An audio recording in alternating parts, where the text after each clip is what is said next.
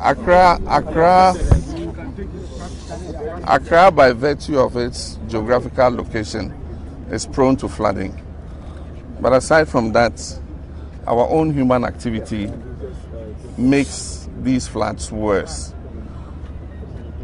Littering in the drains and all that make it difficult for the water that is coming from the mountains. Most of the streams that go through Accra take their source from the mountains. And so people building in waterways, littering the drains, make it difficult for the flood water that comes from the mountains to reach the sea. And so we've created a human intervention between the source of the rivers and the sea where they are headed. A lot of people have lost their lives. I'm at a loss of words to express how I feel. Many of them through the flood, and then very many of them through the fire incident that took place here as a result of the explosion that took place in the filling station located right here. Yesterday, the emergency services, including the military, the police, the fire service, were all called out to come and help. They managed to rescue quite a large number of people, but unfortunately, a large number of people lost their lives. I want to take the opportunity to commend the security services for their diligence. Throughout yesterday night, many of them have not had any sleep. We were closely monitoring what was happening.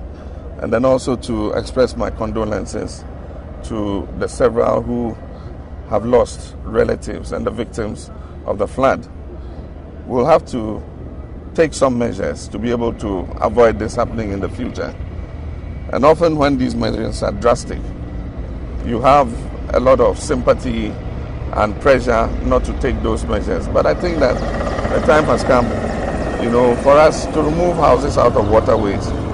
And the public should understand that it is necessary to save everybody else. I mean, this loss of life is catastrophic, almost unprecedented. And so we'll leave the city authorities and the emergency services to continue to do their work.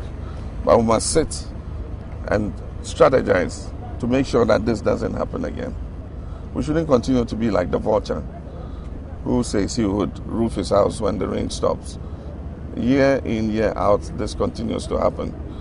And until we attack it scientifically and strategically, we'll continue to have these problems. My heart goes out to everybody who has lost a relative. And let me commend the security services once again and ask them to continue to assist the public.